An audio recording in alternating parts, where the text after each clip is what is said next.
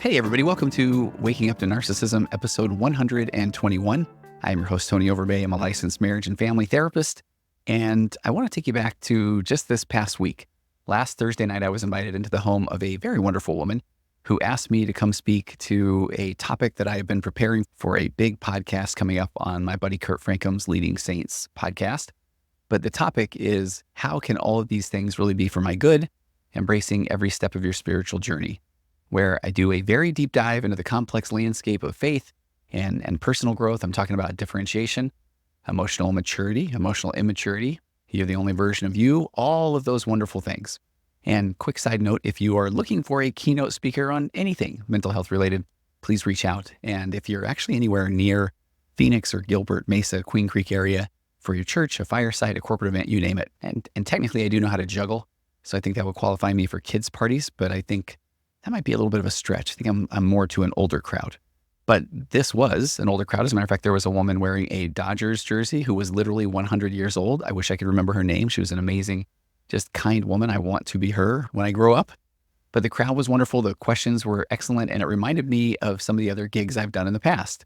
As a therapist, I've done a lot of these firesides. The theory is this ambiance is if we were all gathered around a fire and I'm sharing some concepts, whether it's about marriage, communication, addiction, anxiety, depression, navigating faith deconstruction. I've done more of those than I can count, and I love them. But if I had to name one as potentially I will not say the worst, but we'll say the most interesting. I think fascinating is a word that continues to be used. It was my driving, an hour and a half to speak to 5 very uninterested teens about unhealthy coping mechanisms, turning to those. I think in the online world, we can call it pornography, but it was in this front room of this ecclesiastical leader, bishop, in his house, and he meant well. And while there was not a fireside, there was a wood-burning stove, and it was stoked with wood, and the room was small. So I found myself in the full bald man sweats, not the kind you wear, but the kind where my head was just dripping wet. And I've had plenty of amazing speaking assignments.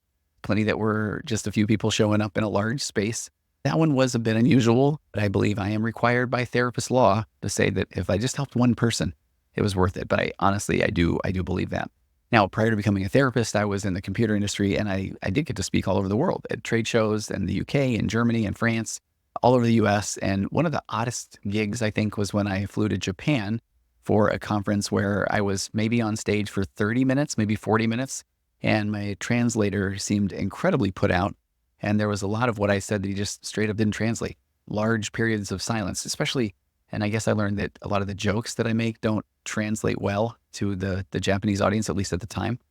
But there is one particular speaking assignment that sets the stage for what we're talking about today. Something that would actually fit on a Waking Up to Narcissism podcast. So I'm going to fully own that my memories of this could be, and quite frankly, I'm sure have been straight up confabulated, meaning I have a very faint recollections of the actual event, probably a little bit because of trauma. And I swear I wrote about this a long time ago. I used to write a humorous newspaper column, and I have an old blog that you can find out there, but even an advanced Google search found nothing. But I am confident that this thing happened. So the year would have been the mid to late 1990s. I was a brand new computer software, I'm going to air quote, marketing professional, and we had a software product that we were trying to sell.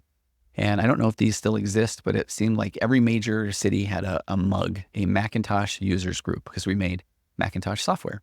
And there were a couple of them that were legendary, but one of them, and I did in fact actually check this on a very vibrant Wikipedia page, was BMUG, or the Berkeley Macintosh Users Group, as in Berkeley, California.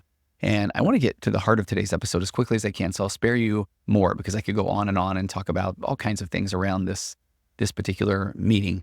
But let's just say that they were notorious for what the Wikipedia page called lively meetings, where companies would come and demonstrate a product, and they would make sure that if you didn't know what you were talking about, that you would leave there knowing that that was in fact the case. And in true emotionally immature fashion, I had absolutely zero clue of what I didn't know, that I didn't know about our highly technical software. If you happen to be in the computer software industry or know somebody that is, just utter these 2 words to them: device drivers, and ask them, when's the last time you saw a really exciting presentation about a device driver? Because I would guess never. But I was tasked with demonstrating the software, these device drivers, to a large room full of very lively people, many of whom were literally pioneers of the computer industry. And I brought along a field application engineer. And that is a very fancy way, especially at the time for the company I worked for saying that it's somebody who knew a little bit too much to just do technical support, but they didn't know how to do computer programming. And if memory serves me correctly, we were, I'm not trying to be dramatic, what's a good word? It maybe eviscerated, made fun of, poked at, exposed. And then our company was mocked, and basically, how dare the company send a couple of junior executives to BMUG instead of the CEO and the person who wrote the software, which, as I learned over the years, that's a very fair point. BMUG, again, check out that Wikipedia page, having graced by the founders of large companies that were pioneers in the computer industry.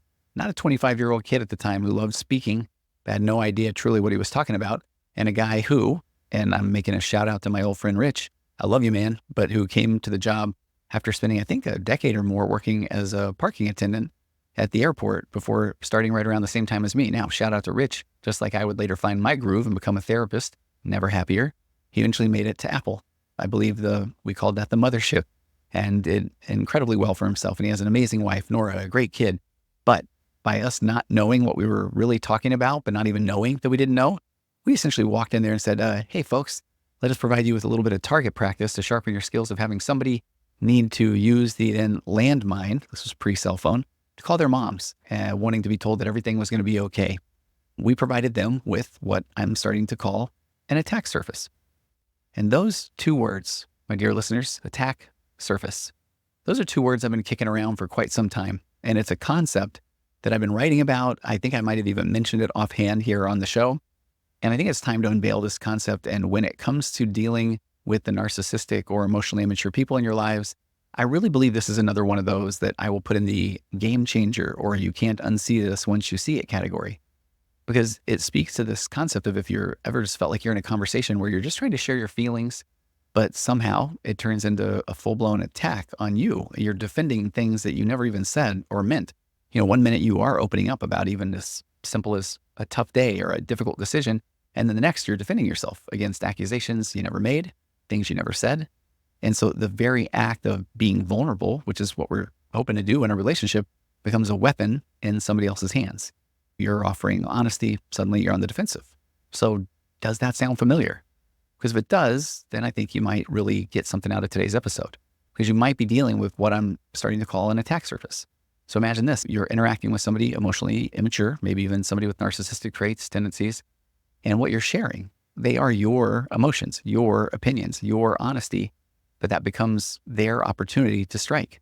And they take that emotional information, twist it, and then they use it to stay in control. And I think that's one of the things we'll do a deep dive on today, leaving you starting to feel not only exposed, but shut down, and maybe even questioning your own experience. This is coming right off the heels of that 2-part episode on gaslighting, and I think you can see why. And that's the real trick here. The emotionally immature person thrives on control, because for them, control is safety. Their all or nothing, black or white mindset means there's no room for compromise or shared feelings or truly emotional intimacy.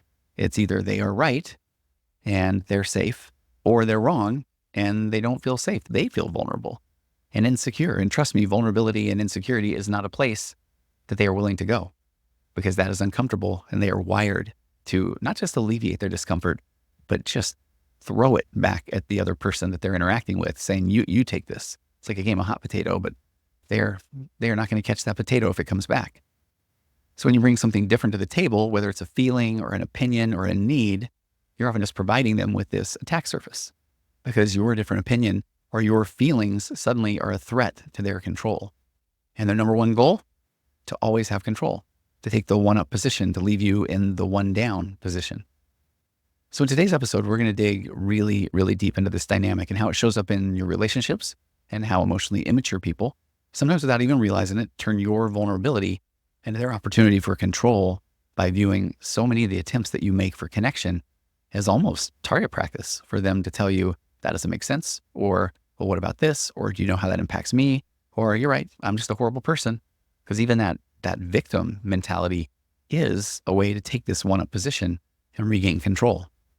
So today we'll talk about how they react to differences in emotions, why compromise can feel so threatening to them, and most importantly, what you can do when you find yourself on the receiving end of this emotional power play. I know that there are a lot of therapists that actually listen to my podcast, both Waking Up to Narcissism and the Virtual Couch. And I just have to say, if you have not yet taken a look into the world of AI note-taking, prepare to be blown away. I've been looking in this concept of AI notes for months, and trust me, just go look in the show notes right away. Click the link for berries, just like the kind you eat, BERRIES, or go to berries.icu, BERRIES.IC, the letter C like Charles, U like umbrella, I was going to say underwear, and sign up with the coupon code TONY50, TONY50, and this will give you $50 off your first month's use of berries. And this is where you'll just sit there in awe after the first note. Berries notes are HIPAA compliant, they're customizable, and they give you a great way to introduce the concept of AI notes to your clients. Nothing is stored in the cloud, it's right there, recording in real time. And the second you hit stop, you have a summary of the session complete with quotes from the client and from the therapist, a mental health status exam, a possible diagnosis based on what was shared, and homework assignments. It's like seriously insane. So if you want to see a note, email me at contact@tonyoverbay.com and I'll share an example with you, because I really am in awe, seriously. Again, that's berries.icu, code Tony50, and I promise you this will make your job so much easier from a note-taking and treatment building standpoint, and let you just do the therapy part. And it will help your clients with very intentional homework. All right, let's get back to the show. So the following is based on a darn near exact replica of a very real situation presented to me recently in a session. I wish this was where I had the Waking Up to Narcissism players, but you'll have to just use your imagination. So the scene, we have two people.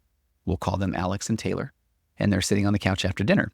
Well, Alex looks visibly upset and wants to talk about a situation with a longtime friend, while Taylor is distracted by their phone. So Alex really wants to have this conversation. They want connection. And Alex takes a deep breath, and Alex starts to speak. And Alex just says, hey, I would love to talk to you about something that's really bothering me. And Alex pauses, trying to gather their thoughts. And Taylor doesn't say anything. And Alex says, so, I've always been close to Rachel, right? And lately she's been spending a lot of time with Sarah. And, Rachel never liked Sarah before, and she always said that she couldn't trust her, but now they're acting like best friends. And I feel completely blindsided, and I feel misunderstood, and I don't understand why she's doing this. Taylor barely looks up from the phone. What was that? Like Rachel's hanging out with Sarah? Okay, I guess that's weird, but why does that bug you? And Alex said, it's not just that they're spending time together, it's that Rachel used to come to me all the time and tell me that she didn't trust Sarah, and we were close, and she knew I supported her, and that I also didn't get along with Sarah either. And now suddenly I feel like none of that mattered. Like I was just there for convenience, and it hurts. And Taylor literally shrugs. And then finally just looks over and says, okay, maybe you're overthinking it. I don't think it's that deep. I think you're making a big deal out of it. And honestly, sometimes I feel like you get really worked up over this kind of stuff. People change. Maybe Rachel just sees Sarah different. It's not a big deal. And so Alex said, okay, but it is a big deal to me. And I feel like Rachel's been lying to me, or at least keeping things from me. And I've tried to reach out and ask her, hey, what's going on? Can we go grab a bite to eat? Can we just talk about this? But she's not been responding to me at all. She's been distant. And all of a sudden I feel like I'm being rejected, or like I'm being pushed aside. And so finally Taylor realizes this is not going away and puts down the phone, crosses their arms. Okay, have you stopped at all and thought how this is going to impact me when you're always talking about how you feel? But yet when you get like this, you're kind of hard to be around and you don't listen to my advice anyway. It's not easy for me either. I have a lot of my own stuff going on. And when I tell you to not worry about it, I really mean, I don't think you should worry about it. So all of a sudden Alex is like taken aback. And Alex says, I'm just trying to tell you how upset I am about my friend. We're in a relationship, and now somehow this is about you? And Taylor leans back and gets really defensive. Whoa, okay.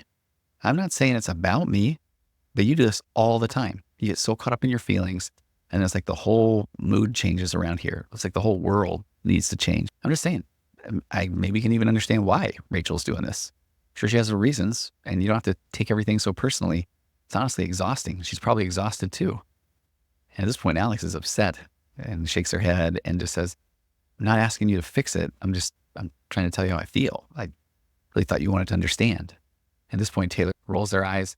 Yeah, well, maybe I've got enough on my plate. Maybe you should talk to Rachel again. Maybe you should let it go. Or, okay, you're right. I'm a horrible person, but you're still making this into a way bigger thing than it needs to be. I don't even know why you brought it up now. As a matter of fact, I feel like maybe you owe me an apology because we were having a pretty good night. End scene. Anybody ever felt that? So let's break this down a little bit. In this conversation, Alex is unknowingly providing Taylor with an attack surface. And Alex is saying, I want a conversation. I want to connect. I want to be known. I want to know you. I want a relationship. But Alex is unknowingly providing Taylor with this attack surface because by vulnerably sharing their feelings about being misunderstood by a close friend, Alex is presenting emotional information that Taylor, the more emotionally immature partner, then uses as an opportunity to invalidate, dismiss, and then turn the conversation toward their own discomfort. So this concept of the attack surface that I was talking about earlier, Taylor, instead of responding with empathy or curiosity, seizes Alex's vulnerability and shifts the conversation in a way that allows them to maintain control and then put themselves in an elevated place in this conversation. And I really think this is a common tactic of emotionally immature narcissistic individuals. They use the vulnerable information shared by their partner or anyone, but primarily by their partner, as what I want to call, it's an attack surface. The pathologically kind person is providing information, and they're doing so in a desire to connect or share their feelings or their emotions, but they're holding up this surface and saying, hey, here you go. You can attack this. So rather than engaging supportively, then they pick apart the emotions that are being shared, either by minimizing them.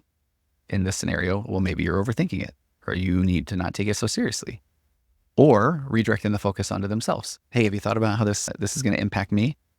And there's like a power shift that happens. And I think that's what, if we want to look at the energy and the conversation in the room, that in this scenario, Taylor uses this attack surface to then assert their own position, making Alex's emotions seem invalid or exaggerated or just completely unnecessary. And the dynamic creates an imbalance where Alex, who was seeking connection, who wanted an understanding, is left feeling unheard, unseen, dismissed. And meanwhile, Taylor, by turning the attention to their own stress, maintains the upper hand in the emotional exchange.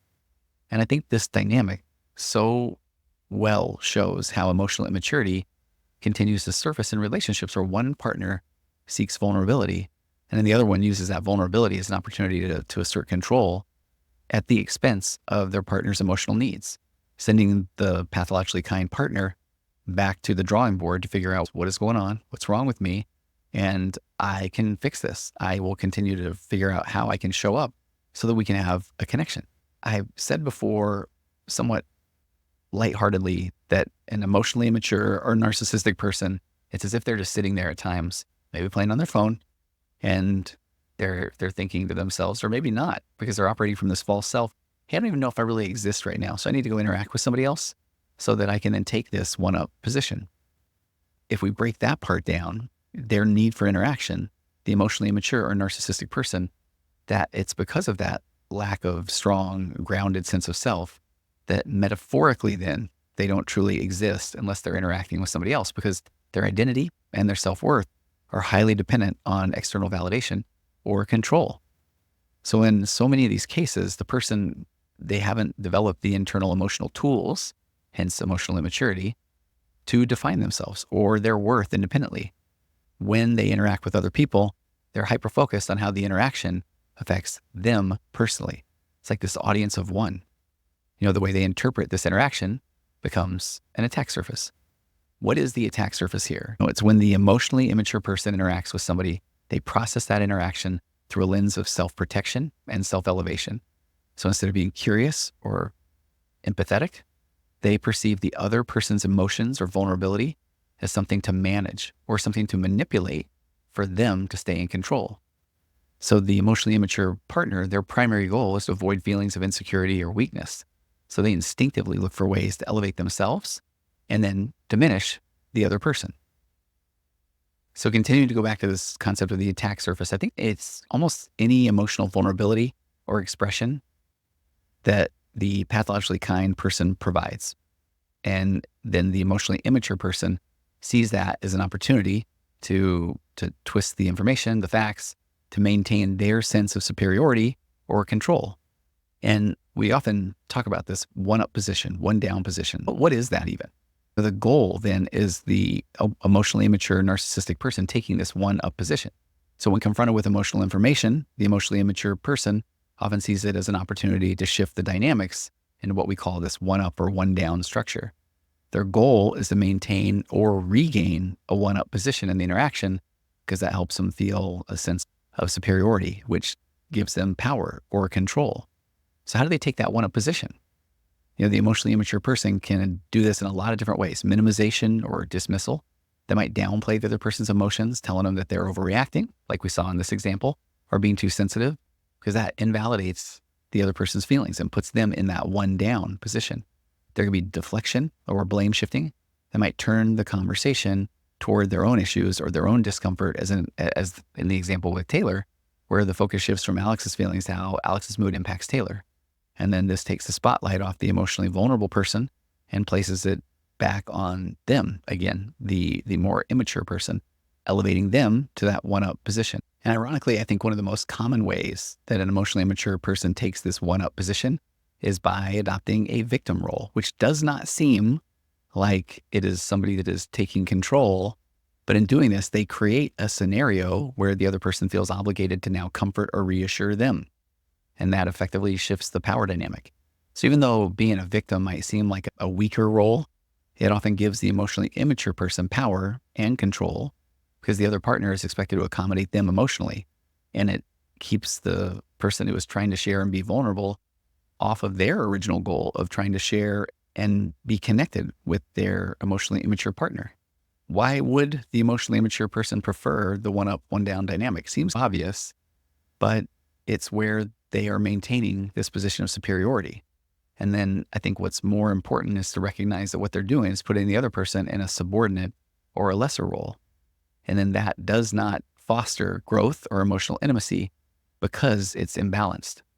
And I bring this up because true emotional intimacy requires vulnerability, it requires curiosity, and it requires a goal of equal footing where both partners feel safe sharing their emotions without fear of being judged or dismissed or manipulated. Because this is what starts to lead to the, I don't know if I'm going to say this right, or how do I say this, or I'm walking on eggshells, where in emotionally safe or secure relationships, that's the least of your worries. You're going to share things because that's what you do in relationships. And yeah, it might be a little uncomfortable to share, or it might make your partner a little bit uncomfortable, but you have the confidence that you're going to be able to work through whatever it is that you're talking about. The emotionally immature person often grew up in an environment where control rather than emotional connection was the dominant dynamic that they saw in their relationships with their parents or their caregivers. And they likely witnessed the caregiver, the authority figure, exerting control over not just them, but others. And so then as a kid, they were most likely denied an opportunity to express their own emotions. They learned early on that vulnerability or emotional expression wasn't safe and that maintaining control was the only way to really avoid the feelings of being helpless or inadequate or being overwhelmed by all these emotions that they couldn't process. In their mind, the one up, one down dynamic where they hold this superior position, that feels safe. And it goes back to this concept of the familiar because it keeps them from having to confront their own emotional insecurities. By staying in the one up, they can manage their discomfort. They can avoid feelings of emotional inadequacy. And I really can't say enough. You can have love or control in an adult relationship, not both. And in an emotionally mature relationship, love requires vulnerability, openness, and equal footing. But for the emotionally immature person, vulnerability feels threatening. And so then they equate emotional intimacy with losing control. So instead of love, they cling to control and the one-up position because that gives them the sense of stability because it puts them in control, even though it prevents true emotional intimacy, but they do not know what they do not know. They do not know that that is the goal. And if we go back to the childhood dynamic situation, so many emotionally immature people grew up in environments where control was the primary tool of interaction. And then that would manifest itself in things like authoritarian parenting styles where emotions were never discussed or validated or even allowed to be expressed. So instead of learning to engage with emotions healthily, then they learned that expressing their feelings, it could literally result in punishment, definitely invalidation, probably being ignored. And so then as a result, they never developed a healthy relationship with their own emotions, not even close. It's not like they spent time thinking about this is not really working. It just wasn't there. So then as adults, they don't know how to handle the emotions of others. It is something that has to be aggressively, I want to say independently, intentionally worked on. And this is why when their partner expresses vulnerability, it makes them deeply uncomfortable. And now we're talking about what do we do with that discomfort? And I think maybe you can start to see why control becomes a strategy. Because for so many of us, emotions are uncomfortable. And how many of us ever really learned, and maybe we're learning now, hopefully, learn to process our own emotions? The emotionally immature person, and when I say that we are all emotionally immature until we're not, the inability to process emotions, feel emotions, know what to do with our emotions is one of the key signs of immaturity that we all may feel, because then we react to our emotions in immature ways, oftentimes like a little kid. So the emotionally immature person finds the emotions of others absolutely overwhelming and foreign. So when a partner expresses hurt or frustration or vulnerability, then they feel destabilized.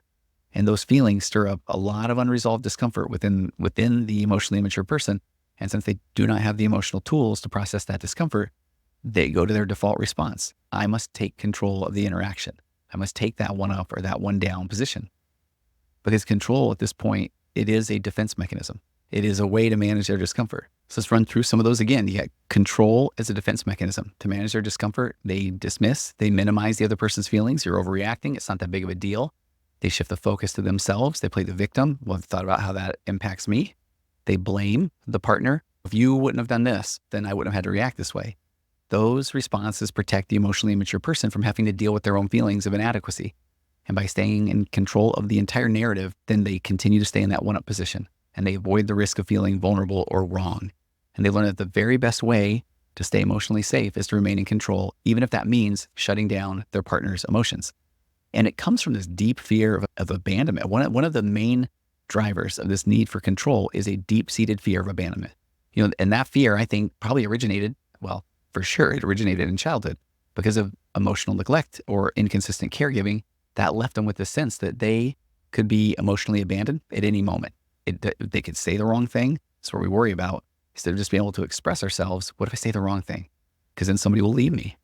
Because they weren't allowed to express their emotions or needs. They learned to suppress those feelings, to see the relationships as they are precarious. They're based on, am I doing it right versus just who I am? And then that leads to this fear of losing their partner. So if their partner expresses emotions that differ from their own, you can see now why that emotionally immature person then is going to assume the worst. If my partner feels differently than I do, well, then that means they might leave me. It's that all or nothing. It's that black or white thinking.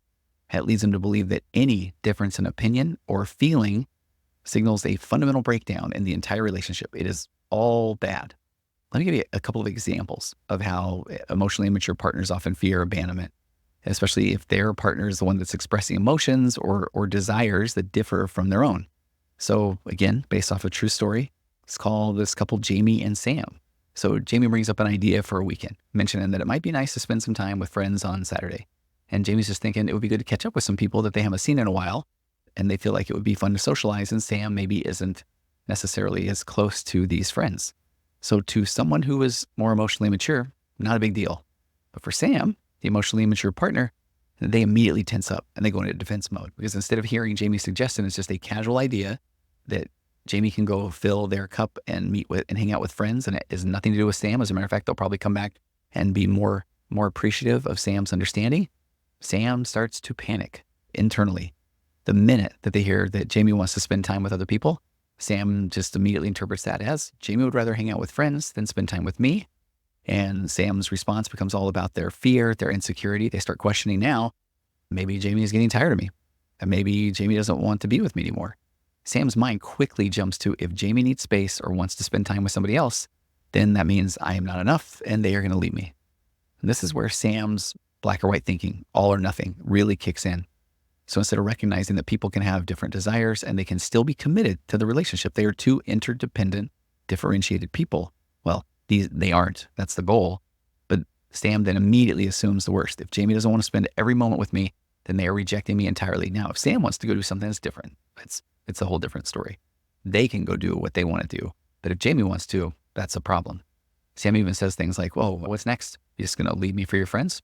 Are you having an affair? Just catastrophizing what is in reality just a simple difference in plans, a little request. So it's Sam's fear of abandonment that's driving all of this. Sam is so afraid that any difference of opinion or feeling means that Jamie is going to leave. It is a fact. And now Jamie needs to defend themselves. And that's why emotionally immature people tend to go into all or nothing mode. For them, there is no in between. There is no gray area because that's really uncomfortable. They want certainty, either go or commit to me entirely. If their partner wants something different, it feels like the relationship is doomed for failure. It's crumbling. It's gone. So in Sam's case, this fear leads to defensiveness. And they even try to guilt Jamie by saying things like, go ahead, do whatever you want. Don't blame me though, when you're always choosing them over me. And what am I going to do? Think I'm going to hang around? This type of reaction, now Jamie's going to have to soothe and comfort Sam. But Sam's way of trying to regain control. Sam feels threatened. So they use emotional manipulation to make Jamie feel bad and to hopefully keep Jamie close. But in doing so, Sam is creating actually emotional distance, not intimacy. It might be physical distance. Jamie's going to stay because they don't want to get in trouble, so to speak. But that is emotional distance, and it is not intimacy. And this is such a good example of how emotional immaturity can lead somebody to misinterpret a difference in feelings as a sign of impending doom, abandonment, and not as a natural part of the relationship. So why does the emotionally immature partner fear different opinions? In their mind, if their partner holds a different opinion or emotional experience, then that difference means their partner thinks they are wrong. And for the emotionally immature person, being wrong, it's intolerable. It implies that their partner is right. And we go back to that puts the emotionally immature person in the one down position where they feel vulnerable and exposed. Rinse and repeat. They now need to take that one up position. For them, a different opinion or emotional experience doesn't just feel like a normal, healthy part of a relationship. There's no curiosity for sure. It feels like a direct threat to their sense of self and the stability of the relationship. Because in that emotionally immature person's mind, if their partner holds a different opinion, they automatically mean that their partner thinks they are wrong. And for somebody who struggles with emotional immaturity, being wrong is pretty much, it is intolerable. It's not okay. It's not just about the disagreement itself. It's about what being wrong implies. In their thinking, if their partner is right, then they are wrong. And that's something they can't handle because being wrong puts them in that one down position. They are vulnerable. They are exposed. Two things they've spent their entire life trying to avoid. For them, feeling vulnerable feels like a weakness and it threatens their sense of control over the relationship and ultimately their sense of self.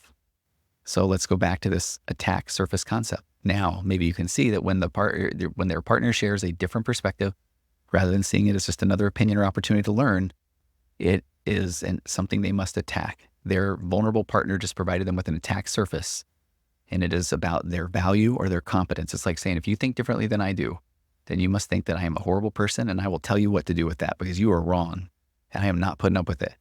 That means you think I'm weak. That means you are losing respect for me, or worse, you're going to leave me, and I can attack that with every fiber of my being. And that's why so often they get defensive or argumentative. They're trying to avoid being put in that one down position because it's as if their life depends on it.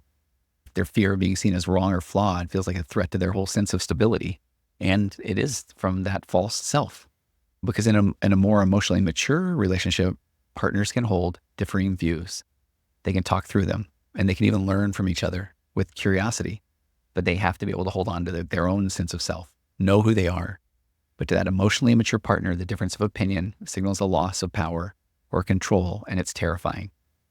It's hard to convince them that differences strengthen a relationship through understanding, through compromise. They're so stuck in that black or white, all or nothing thinking. So let's go back to Jamie and Sam, because I ran a couple of other people's situations through them, but let's just use them because we are familiar with them. So let's say that Jamie and Sam are discussing plans for their future, and Jamie shares that they've been thinking about moving to a new city for a job opportunity. Jamie's excited about the possibility, and they want to talk it through with Sam, but Sam has a different opinion. Sam reacts in a way that's more about protecting themselves and actually engaging in a healthy discussion. In that scenario, Jamie might say, hey, I've been thinking about this job offer in another city. It could be a great opportunity. I'd love for us to talk about it, think about it together. What do you think? And instead of Sam taking a moment, a pause to process Jamie's opinion or explore it with curiosity, working it through my beloved four pillars, assuming the good intentions, that Jamie is not trying to hurt Sam, that there's a reason why this is important to Jamie, that it's Sam's opportunity to then not tell Jamie that their opinion is wrong and to drop into pillar 3, tell me more, questions before comments. And pillar 4, stay present, not go into that victim mentality. This is Sam's opportunity to really understand and know Jamie. But Sam doesn't want to hear it. It is a threat in Sam's mind. And Jamie's excitement about moving feels like an implicit criticism. Jamie thinks their current life isn't good enough, or worse, that Jamie doesn't find value in what they built together. But for Sam, this difference of opinion automatically translates to, if Jamie wants this and I don't, then Jamie thinks I'm wrong and we might as well break up. Sam responds with, why would you even want to move? I don't want to leave here. You're acting like our life here isn't good enough for you. I can't even believe you just throw everything away like that. So what is happening there? Sam is actually engaging with the content of Jamie's suggestion. Sam's trying to defend themselves. In Sam's mind, if Jamie's perspective is different, that means Jamie thinks that Sam is wrong, which immediately puts Sam in the one down position. And hopefully you can see this almost like a math problem now. That's a place that feels emotionally unsafe. Sam's reaction comes from a place of fear. If I'm wrong, that means Jamie's right. Jamie's right, then Jamie will lose respect for me or leave. So instead of seeing Jamie's opinion as a way to get to know Jamie, to open a discussion, it's about the long game. It's about understanding that this isn't even something that is set in stone at this point. Sam goes right into defense mode and says, I got to shut this down. Jamie's excitement about the new job is criticism of their current life together. More importantly, it's an attack on Sam's value, Sam's decision-making, Sam's ability to provide. So Sam has to get back into that one-up position. What Sam doesn't realize, though, and I think so many of the immature partners, that reaction shuts down the opportunity for real connection. And that is a hollow relationship. Sam's inability to tolerate different opinions prevents them from seeing differing views that don't have to be a threat on the relationship. And this all or nothing mindset is pretty fascinating, because one of the key characteristics of emotionally immature people in general is this all or nothing or black or white mindset. And it means they see the situations, most every situation is either right, which means they are in control, or wrong, which means they feel vulnerable and exposed, which they associate with emotional danger. In their world, again, being wrong isn't just about disagreeing or seeing things differently. It carries the fear of being judged, rejected, abandoned. And that's why they react so strongly to a different opinion or emotion. And the black or white thinking, it doesn't leave any room for compromise, for shared emotional experiences or curiosity about other people's feelings. It's like the emotionally immature person's standing on a tightrope where the only safe space is being right and in control. If they fall off the tightrope by being wrong, they feel as though they're plunging into an emotional abyss where they are vulnerable and powerless, and they will lose everything. What happens when their partner expresses vulnerability or has that different emotional experience? It's where we're back to the concept of an attack surface. They interpret their partner's vulnerability or differing emotions as a threat to their sense of control. And so they must attack it. And because of the all or nothing mindset, there's no room for nuance, curiosity. The emotionally immature person can't engage in a healthy dialogue or emotional exploration because their primary goal is to defend their position and maintain control. And this is where, if you go back and look at this concept of a bridge partner, I did an episode on that a long time ago now. But it's when people do not feel seen or understood, or people are not curious, it can feel like water in an oasis when you find somebody who is willing to listen and hear you and say, tell me more, and they want to know about your experience. Okay, I want to go ahead and start heading toward the finish line here. There's a concept that I made a pre-pillar of my 4 pillars, which is based off of Marshall Rosenberg's concept of separating observations from judgments. And let me explain, because I think this is so common. And I think it's important to recognize as part of this attack surface. It's one of the key concepts from nonviolent communication is the importance of keeping your observations and your judgments separate. Because what our minds do is we jump to conclusions about people based on what we see or what we hear. So we might label somebody as lazy or careless, but these are judgments, interpretations that we place on their actions. So what we tend to forget is that judgments make people feel attacked. And when somebody feels judged, they typically respond by becoming defensive or shutting down altogether. So you might notice that someone has not turned in their homework and then judge them as lazy. The observation is they haven't turned in their homework. And what happens when you're on the receiving end of a judgment? Probably don't feel very open or curious about what the other person's saying, right? Instead, you're focused on defending yourself because you feel like you're being personally criticized. So we want somebody to listen to us or to understand how we feel. Coming at them with judgments is one of the worst things that we can do. Rosenberg suggests a very different approach, separating the observation from the judgment. Because observations are neutral. They're objective statements about what actually is happening without attaching personal meaning or interpretation. So back to this example, if you were thinking that student is lazy, then the observation might be the student didn't turn in their homework. Or instead of my partner is careless, you might observe, oh, they left their toothpaste in the sink. Because then I could say, hey, tell me more about that. Why'd you leave your toothpaste in the sink? Not that, well, they're obviously lazy or careless. Because the point is, the more neutral and concrete your observation is, the more room there is for the other person to listen without feeling attacked.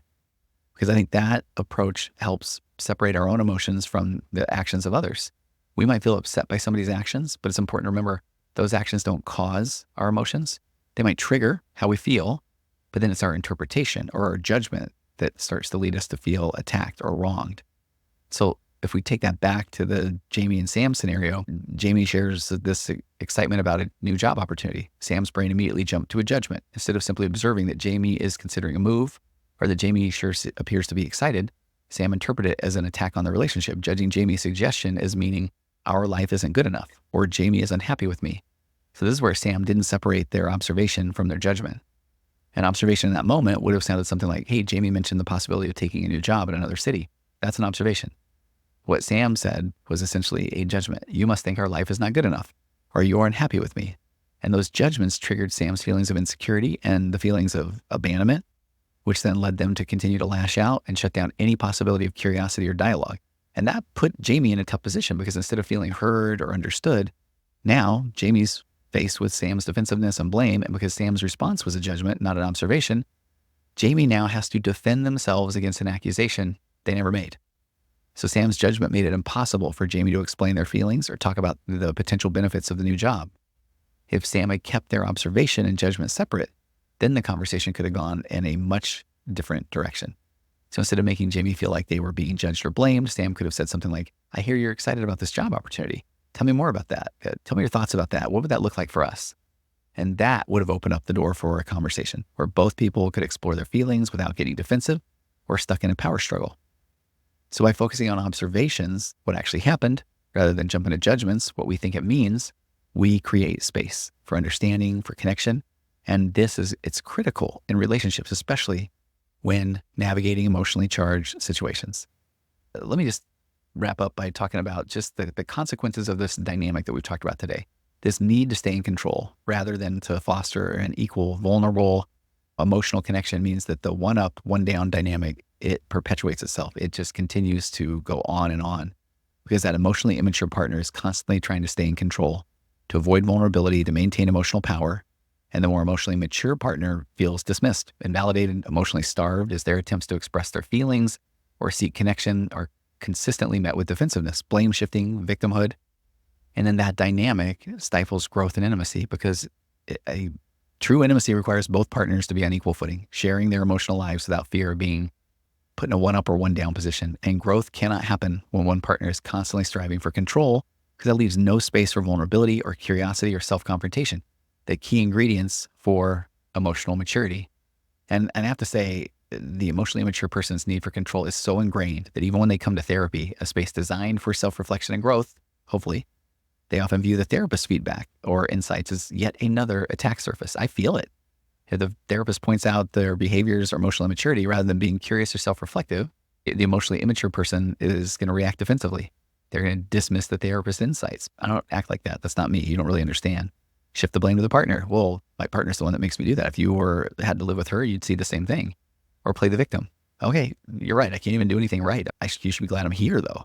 And why does that happen? The emotionally immature person has learned that maintaining control is the only way to avoid feeling emotionally vulnerable or inadequate. So even when the therapist introduces a new idea, instead of seeing it as an opportunity for growth, they interpret it as a threat to their control without a willingness to be curious or admit that they don't know what they don't know. Every interaction, even with the therapist, becomes another attack surface. So what have we learned today? That it doesn't mean that I don't open up or that I don't share my thoughts and feelings or hopes and dreams with anyone.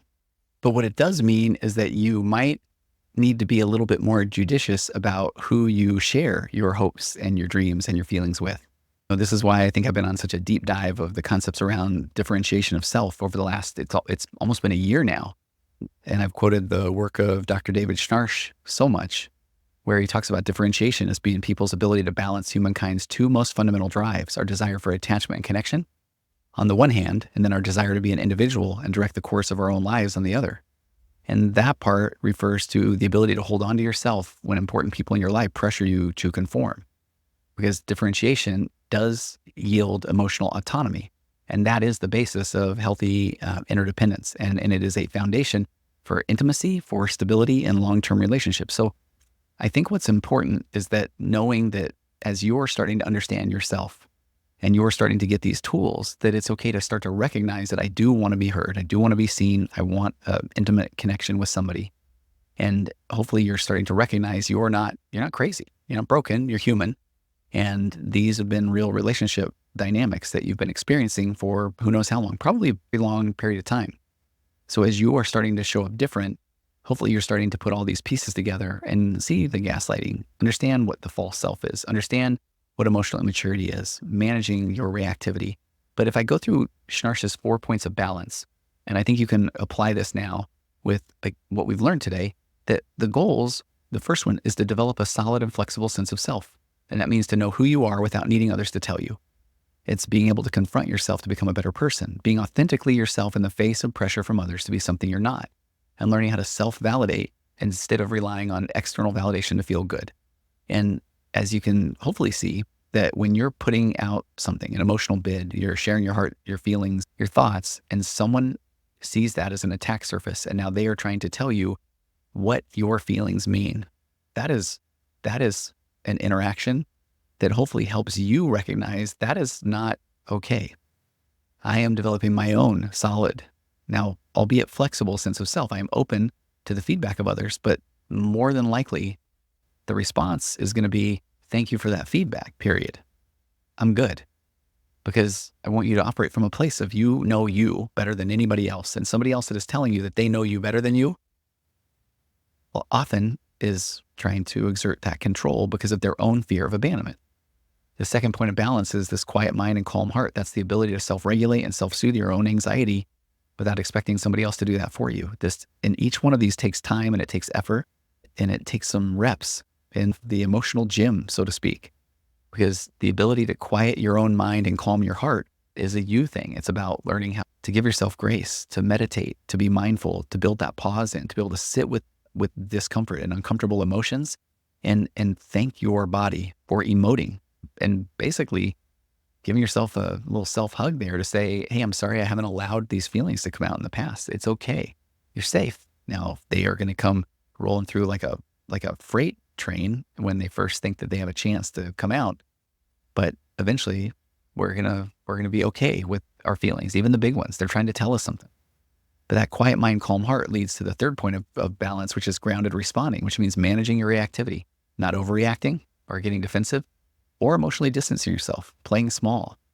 And then the fourth point of balance from Schnarch is meaningful endurance, which involves increasing your tolerance of pain for growth because you are now operating out of the best of yourself. You're owning your own stuff. So if somebody's saying, well, I think you do this. Well, I'll take a listen. And that's a fair point. Maybe I do that. But then that's a me thing. And now I am going to take responsibility to change. And I'm not projecting it onto somebody else. Well, that's only because you did this. It might in reality be, it is because you did that, then I reacted. But now that's a me thing. Why did I react that way? I can work on that. And when you get these 4 points of balance down, you can really find yourself actually being okay. Now you're still going to have reactions and emotions, and you're most likely going to find yourself still in a lot of the relationships you're in, not just your one with your partner, but maybe in friendships, relationships with the church, with a business, with an adult parent, you name it. And those people are not going to stand up and applaud your burgeoning sense of self because people are used to you being in that one down position or being willing to take the one down position and take their discomfort and then you manage it for them. But we're going to start looking at how to not do that because that is not fair to you. And you spend so much time, emotional calories and energy on trying to manage everybody else's emotions that you put yourself second. And we need you to start recognizing it's okay to put yourself first. Now, some things that we'll talk about down the road, when you have developed this solid sense of self, you're still going to find yourself in what Schnarch calls gridlock. It's a place where each partner is pushing the other to meet and accommodate their needs. Nobody's budging. And neither person can really validate himself or herself in the face of the negative reactions. What's really interesting about that concept is you can see that if the emotionally immature person isn't doing their own work, that they are continually trying to push their point. They need that control. They need you to take the one down position. And now you're operating in this place of gridlock because you are no longer going to do that. So neither of you are actually getting what you want in the relationship. It's really interesting to look at that, in my opinion, that even the emotionally immature partner is not getting what they need. They need someone they can control and manipulate. It's wild when you look at it that way. And you need somebody that will hear you and not tell you how you're thinking or feeling. And that's where Schnarch says you are constructing your crucible. So now it is time to extract your unresolved personal issue. It is embedded in that gridlock situation, and it's time to confront it as an act of integrity. Now that will involve owning your own projections. And the projection is that my partner will not understand. And I know working with this population, there's a pretty good chance that you're right. They are not going to understand, but I'm owning that, because if I don't ever confidently from a grounded place put my feelings out there, then, and I know with the people listening to this podcast, you're trying to rule out everything you can to make sure you've given it your best, not just before you leave, but for many in hopes that it will work. So becoming differentiated, working through those 4 points of balance, becoming more grounded with your response will help you now take your unresolved personal issues and confront it as an act of integrity. Being able to express that I want more curiosity in the relationship. And if the person starts to say, well, you don't, it's like, no, we're not doing that one anymore. I'm calm, I'm grounded. And I'm going to say, hey, I'm noticing that you're deflecting right now. And that doesn't mean that the person is going to say, oh my gosh, you're right. But you're able to now ask for things in the relationship, not from a place of manipulation, coercion, control, or for validation. You know, from a place of integrity, that mutual respect and not trying to control each other and tell each other how to think and feel would be amazing for you and for the relationship.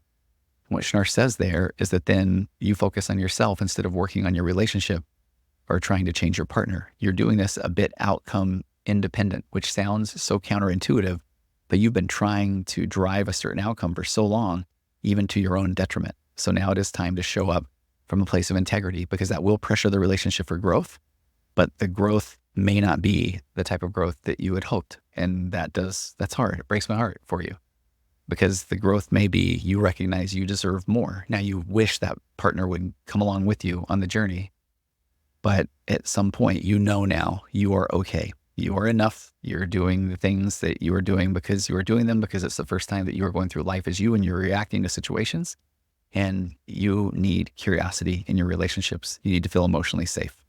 All right. If you have questions, thoughts, feel free to send them my way. I appreciate, as always, your time, the support, and email me with your situations. I would love to know people's thoughts on the concept of the attack surface, and give me some examples of what you see in your relationship that is you providing this attack surface for the emotionally immature partner. Or if you're the person waking up to your own emotional immaturity, would you recognize this? Does this resonate? Do you find yourself often going and invalidating or attacking your partner's position, even when you feel like, well, they have a really good point? Oh, thanks again. I will see you next time on Waking Up to Narcissism.